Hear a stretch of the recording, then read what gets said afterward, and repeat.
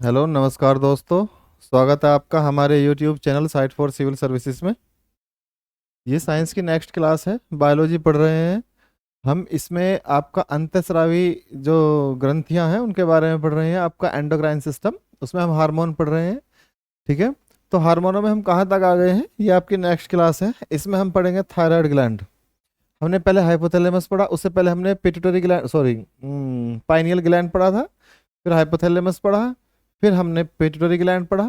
आज किसका नंबर है? आज है आपके थायराइड ग्लैंड का नंबर। तो थायराइड ग्लैंड क्या होती है इसके बारे में देखिए, और इससे कौन सा हार्मोन निकलता है। ठीक है, तो ये आपकी जो गर्दन होती है, ये जो वॉइस बॉक्स है, इसके नीचे की तरफ यहाँ ये थायराइड ग्रंथि होती है, और इसी से थायराइड या थायरोक्सिन हार्मोन निकलता है। ठीक, इसके क्या काम है इसके बारे में विस्तार से जानते हैं।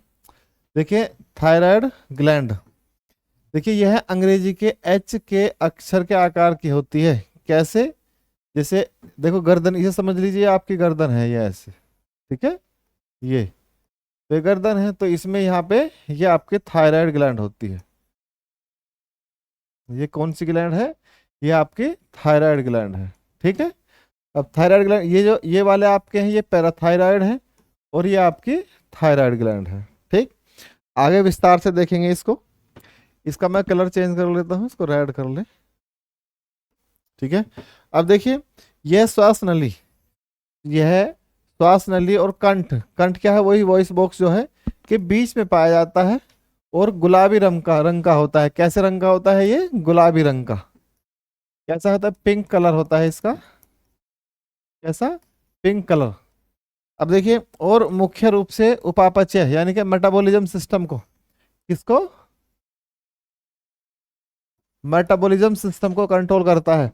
आपकी बॉडी में हार्मोन अधिकतर मेटाबॉलिज्म को ही कंट्रोल करते हैं, चाहे वो हाइपोथैलेमस से निकलता हो, चाहे वो थायराइड से निकलता हो, पिट्यूटरी से निकलते हो।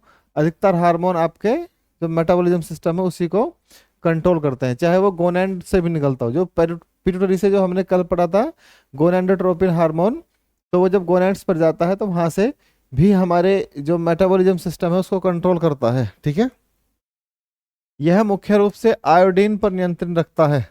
ठीक है, किस पर नियंत्रण रखता है? आयोडीन पर। आयोडीन की मात्रा कितनी रहनी है बॉडी में, कितनी नहीं रहनी है। ठीक, तो यह दिन भर में लगभग कितनी आयोडीन लेता है? 120 मिलीग्राम आयोडीन ले लेता है, और 40 मिलीग्राम ब्लड में वापस लौटा देता है। कितनी? 40 मिलीग्राम ब्लड में वापस लौटा देता है, और 80 ग्राम का प्रयोग कर लेता है। कितना लेता है ये? 120 लेता है, 120 लेके 80 का उपयोग कर लेगा, 40 को ये क्या कर देगा? बाय प्रोडक्ट के रूप में वापस भेज देगा। ठीक है, इससे कौन सा हार्मोन निकलता है? थायरोक्सिन हार्मोन निकलता है इससे। कौन सा? Thyroxine hormone. किससे? थायराइड ग्रंथि से। यह मानव शरीर की सबसे बड़ी अंतःस्रावी ग्रंथि है। ठीक है, लगभग 25 से 30 ग्राम की होती है ये। कितनी? लगभग 25 से 30 ग्राम तक की ये ग्रंथि पाई जाती है। ठीक है, सबसे बड़ी अंतःस्रावी ग्रंथि है। सबसे छोटी कौन सी है आपकी? Pituitary gland. और सबसे बड़ी कौन सी है? वो कितने ग्राम की थी? वो 0.6 ग्राम की। ठीक है, और ये कितने की है? ये है 25 से 30, लगभग इतना ही माना जाएगा। ठीक, देखिए इसको यहाँ देख लेते हैं। ये मैंने अपने नोट्स से लिया है, लेकिन फिर भी मैं आपको दूसरे चित्र भी दिखा दूंगा। ठीक है, ये देखिए, ये आपका, ये है आपका थायराइड।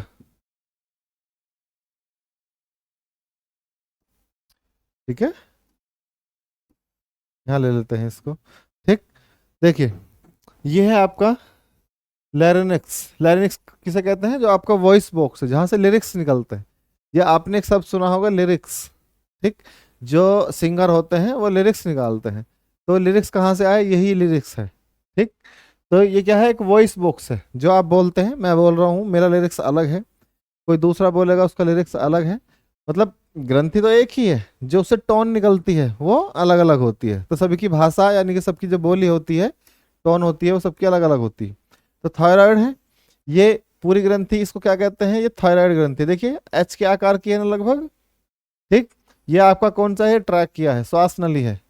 क्या है ये? ट्रैक किया, श्वास नली। अब देखिए ये कैसी है? पिंक कलर की होती है ये।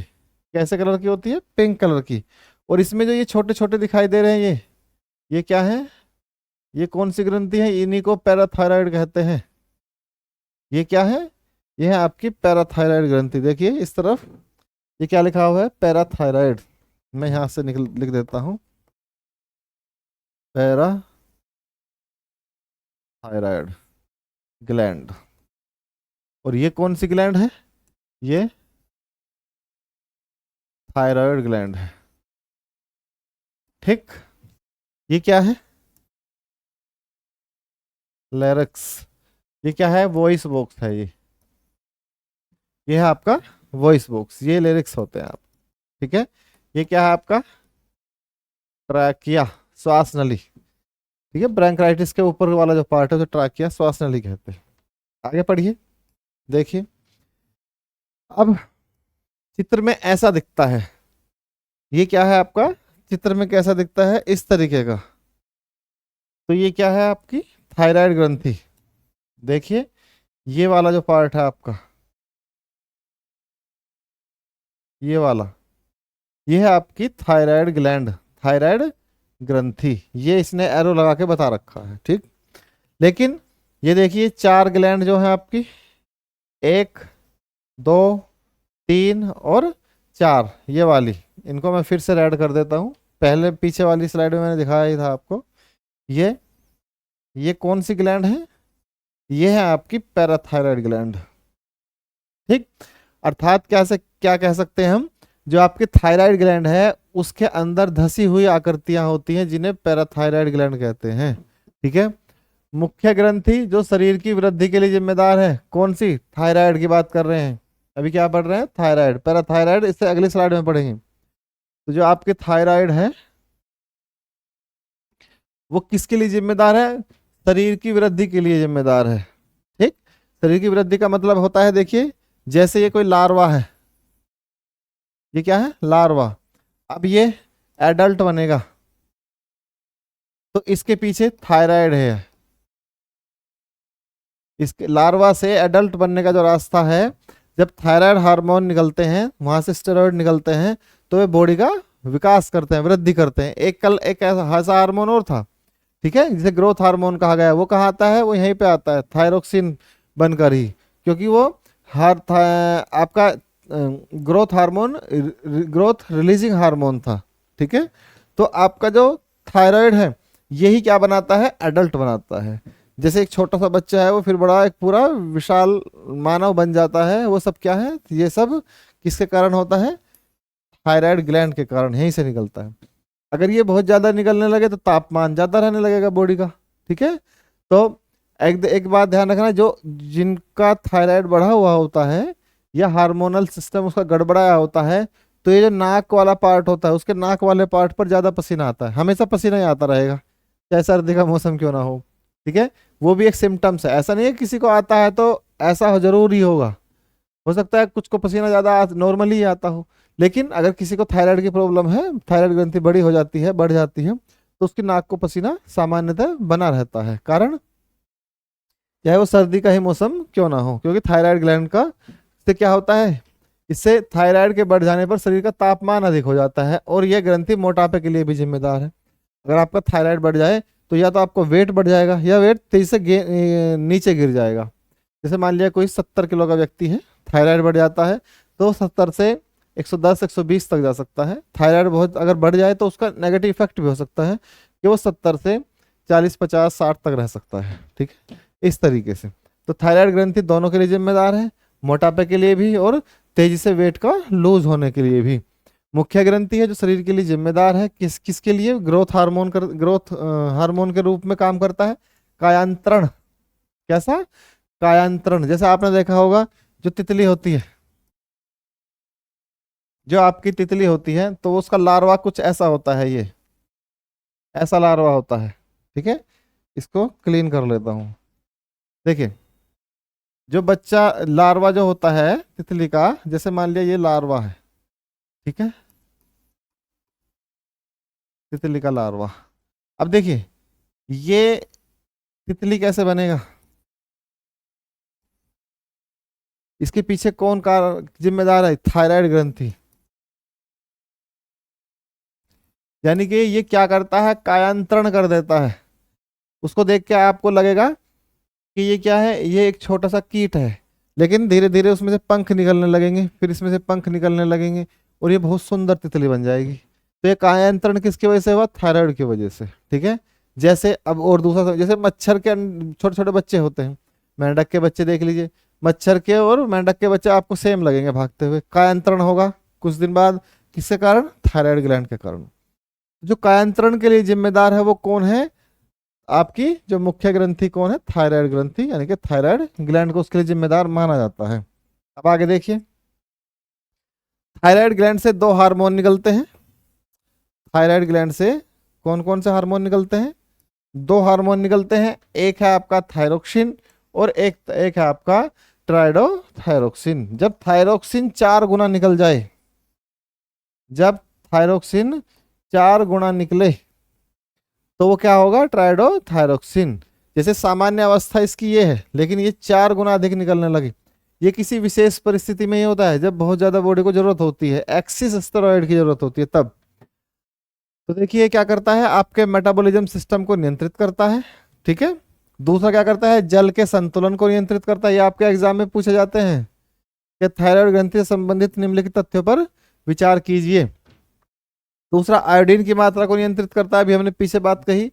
हड्डियों के विकास के लिए भी सहायक है। ठीक है, और जनन अंगों के लिए भी ये सहायक होता है, उन्हें भी मजबूत करने का काम करता है। अब देखिए आगे, पैराथायराइड पढ़ते हैं। पैराथायराइड क्या है? पैराथायराइड थायराइड ग्लैंड के अंदर धसी हुई आकृति है, अभी तो बताइए, हमने देखा। जैसे ये आपका गर्दन है, तो ये है आपकी थायराइड ग्लैंड, और ये जो आपकी ये वाली इस तरीके से धसी हुई जो आकृति है, ये आपकी पैराथायराइड ग्लैंड है। ये क्या है? Parathyroid gland. और ये ग्लैंड कौन सी है? ये आपकी थायराइड ग्लैंड है। ठीक है, अब देखिए, मनुष्य के शरीर में इनकी संख्या 4 होती है, 1 2 3 4। यह थायराइड ग्लैंड की सतह पर धसी हुई पाई जाती है, बिल्कुल। इसे 2 हार्मोन निकलते हैं। इससे कौन कौन से हार्मोन निकलते हैं? 2 हार्मोन निकलते हैं पैराथायराइड से। इससे पैराथायराइड से 2 हार्मोन निकलते हैं, एक तो पैराथायराइड हार्मोन, पैराथायरॉयड हार्मोन, और दूसरा निकलता है कैल्सिटोनिन। कौन सा? कैल्सिटोनिन। जब बॉडी में कैल्शियम की मात्रा अधिक हो जाती है तो उसे डिकम्पोज करने का काम कौन करता है? कैल्सिटोनिन। जब कैल्शियम की मात्रा कम रह जाती है तो उसे बढ़ाने का काम कौन करता है? विटामिन डी की उपस्थिति में पैराथायराइड हार्मोन। समझिए इस बात को आगे। पैराथायराइड, अब ये स्लाइड है, इसको अच्छे से समझेंगे तो आपकी समझ में आ जाएगा कि आपकी पैराथायराइड का काम क्या है। तो देखिए, ये है आपका पैराथायराइड, क्या है? ग्रंथि है, ग्लैंड है। इससे कौन कौन से हार्मोन निकले? पैराथायराइड हार्मोन, और दूसरा कौन सा है? कैल्सिटोनिन। अब देखिए, ये हम इसके बारे में बात करते हैं, कैल्सिटोनिन के बारे में। जब शरीर में कैल्शियम की अधिकता होती है, जब शरीर में कैल्शियम की अधिकता होती है तो यह हार्मोन बनता है और कैल्शियम को डिकम्पोज करके किसके रास्ते से? मूत्र के रास्ते से बाहर कर देता है। मूत्र के रास्ते से बाहर कर देता है। किसको बाहर कर देता है? कैल्शियम को। एक्सिस कैल्शियम जो बना, जैसे आपकी बॉडी में सामान्य कैल्शियम है, अब आपको एक सनक लगी कि मुझे तो कैल्शियम की गोली खानी चाहिए, तो आप क्या करते हैं? डेली कैल्शियम की एक गोली खाने लगते हैं। ठीक है, दूध पीने लगते हैं, कैल्शियम की चीजें खाने लगते हैं जिनमें कैल्शियम की मात्रा अधिक होती है। अब बॉडी को तो नहीं चाहिए भाई इतना कैल्शियम, तो आपके ब्लड में कैल्शियम की मात्रा अधिक हो जाएगी। तो जैसे ही ब्लड में कैल्शियम की मात्रा अधिक होगी तो उसे कंट्रोल करने के लिए कौन है? कैल्सिटोनिन है। ये क्या करेगा? कैल्सिटोनिन निकलेगा और इसे डिकम्पोज करके किसके रास्ते से? आपके किडनी से छान के बाहर निकाल देगी, मूत्र के रास्ते से कैल्शियम बाहर आ जाएगा। ठीक, तो जब ये कैल्शियम बाहर आ जाएगा तो देखिए, ये पत्थरी के रूप में अंगों में रुक जाता है। जब इसकी मात्रा अधिक हो जाती है, किसकी? कैल्शियम की। जब इसकी मात्रा अधिक हो जाती है तो ये पत्थरी के रूप में अंगों में रुक जाता है, लेकिन वो कैल्शियम ऑक्सिलेट होता है। वो क्या होता है? Calcium oxalate, CaCOOH2। तो वो क्या होता है? आपका कैल्शियम ऑक्सिलेट। तो ऐसे लोग जो पथरी के बीमार होते हैं, पथरी के मरीज होते हैं, उन्हें ऐसी चीजें कम खानी चाहिए जिनमें कैल्शियम ऑक्सिलेट की मात्रा अधिक होती है। कैसे? देखो जैसे मूंगफली है, मूंगफली में कैल्शियम ऑक्जेलेट की मात्रा अधिक होती है, तो ऐसे लोगों को जिनको पथरी की शिकायत होती है उन्हें मूंगफली नहीं खानी चाहिए। पालक नहीं खाना चाहिए, चुकंदर नहीं खानी चाहिए, चॉकलेट नहीं खानी चाहिए। ठीक है। अब वो चॉकलेट में कैल्शियम ऑक्जेलेट कैसे, हाँ होता है चॉकलेट में। शकरकंद, शकरकंद का नाम सुना है आपने? शकरकंद, शकर, ये शकरकंद है, गंद नहीं है, ठीक है ना। तो इस तरीके की एक जो आपका आलू होता है, आलू बहुत ज्यादा मीठा आलू जो होता है, उसको भी खाने से रोकते हैं, डॉक्टर मना करते हैं। तो ये सब क्या है, इनमें कैल्शियम ऑक्जेलेट पाया जाता है, तो ऐसी चीजों से दूर रहना चाहिए ऐसे लोगों को जिनको पथरी की शिकायत रहती है। तो अब पता लग गया पथरी क्या है। पथरी क्या है, कैल्शियम ऑक्जेलेट है, कैल्शियम ऑक्जेलेट, कैल्शियम ऑक्जेलेट, ये रहा CaCOOH2। अब देखिए ये तो आपका हो गया कैल्सिटोनिन का काम। अब देखिए पैराथायराइड का क्या काम है। पैराथायराइड का मेन काम क्या है, शरीर में कैल्शियम की कमी होने पर यह हार्मोन निकलेगा। भाई ऐसा भी तो होता है, आप ऐसी कोई चीज खाते ही नहीं जिसमें कैल्शियम की मात्रा हो, है ना। तो आप कुछ फालतू का ही खा रहे हैं, इधर उधर फास्ट फूड खा लेते हैं, तो उसमें क्या कैल्शियम शरीर को, बॉडी को मिल नहीं पाता। या आप डाइटिंग पे चल रहे हैं, बाहर धूप में नहीं निकलते, मेहनत नहीं करते, कैल्शियम नहीं बन पाता बॉडी में, एब्जॉर्ब नहीं होता, जो खाते हैं वो एब्जॉर्ब भी नहीं हो पाता। या सूरज से अलग रहते हैं, कोई रिसर्च का काम ज़्यादा करते हैं, दिमाग ज़्यादा लगाते हैं, ओवर थिंकिंग करते हैं, उससे भी कैल्शियम की कमी हो जाती है। तो बॉडी में अगर कैल्शियम की कमी हुई किसी भी कारण से, तो ये हार्मोन निकलेगा। कौन सा हार्मोन निकलेगा, पैराथायराइड हार्मोन निकलेगा। तो विटामिन डी के साथ मिलकर क्या करेगा, विटामिन डी भी कौन सा पार्ट है, विटामिन D3। जिन लोगों में कैल्शियम की कमी हो जाती है, डॉक्टर उन्हें दवाई देते हैं कैल्शियम की, तो आप देखना उनके कैल्शियम की जो गोली होती है, जिसको पत्ता कहते हैं आप कैल्शियम का, उस पर D3 लिखा रहेगा, विटामिन D3। और उसमें यूनिट लिखी रहती है, कितने यूनिट, तो 5,000 से लेकर, सॉरी 250 यूनिट से लेकर और 5,000 यूनिट तक हम डेली खा सकते हैं। लेकिन उसके ऊपर फिर हम डेली नहीं खा सकते, क्योंकि एक्सिस हो जाता है। नुकसान कुछ नहीं देगा, बस वो एक्सिस मूत्र में निकल जाएगा, क्योंकि कौन बैठा है वहां पर, कैल्सिटोनिन बैठा है। पैराथायराइड क्या करेगा, जब इसकी कमी होगी तो ये बाहर निकल जाएगा, और विटामिन D3 के साथ मिलकर किसको, आपके जो खाने में कैल्शियम है उसको एब्जॉर्ब करेगा, ठीक है, और बॉडी में उसकी मात्रा पूरी करेगा। अब देखिए आपकी बॉडी में कितना कैल्शियम पाया जाता है, 1 kg, कितना, लगभग 1 kg पाया जाता है। पूरे शरीर में 1% कैल्शियम पाया जाता है, यानी कि पूरे शरीर का फुल बॉडी का कितना, 1% क्या पाया जाता है, कैल्शियम पाया जाता है, जो लगभग 1 kg के आसपास होता है। इसका 99% हड्डियों में होता है, यानी कि जो फुल बॉडी का 1% है उसका भी 99% कहाँ, हड्डियों में होता है। और 1% कहाँ घूमता रहता है, ब्लड में घूमता रहता है। किसके लिए, आपकी जो RBC होती है उसको भी कैल्शियम चाहिए होता है, ध्यान रखना, ठीक है। तो इसलिए और भी बहुत काम है कैल्शियम के, थक्का जमाने का इसका मेन रोल है। मैंने आपको ब्लड पढ़ाया था तब बताया था कि कैल्शियम की कमी से लोगों में थक्के नहीं जमते, चोट लग जाती है तो पूरा ब्लड एक साथ बाहर हो जाता है। तो इस तरीके से हमने देखा कि थायराइड और पैराथायराइड ग्लैंड क्या है, ठीक है। इसके बाद हम देखेंगे एड्रिनल ग्लैंड। हम नीचे की तरफ चल रहे हैं, गर्दन पे आ गए ना, ब्रेन से कहाँ गए, गर्दन पर। एक ग्लैंड और है, थाइमस ग्लैंड होती है, वो आपके हार्ट के बीचों बीच होती है, ठीक। थाइमस ग्लैंड केवल कुछ समय तक ही होती है, जब तक प्यूबर्टी में बच्चा आता है तब तक ये काम करती है, उसके बाद काम नहीं करती। और इसमें क्या बनता है, टी लिम्फोसाइट्स बनती हैं, जो आपके एंटीबॉडी को ट्रेनिंग देती हैं रोगों से लड़ने की, ठीक है। तो उसको हम कल पढ़ लेंगे, हालांकि वो इतना ज़्यादा इसमें रोल नहीं निभाता, लेकिन फिर भी एड्रिनल और थाइमस को हम कल पढ़ेंगे। फिर उसके नेक्स्ट क्लास गोनैड्स पढ़ेंगे और फिर उसमें इंटरेस्टिंग इंटरेस्टिंग चीज़ें वो जानेंगे, ठीक है। मिलते हैं नेक्स्ट क्लास में। नमस्कार सभी के लिए, धन्यवाद।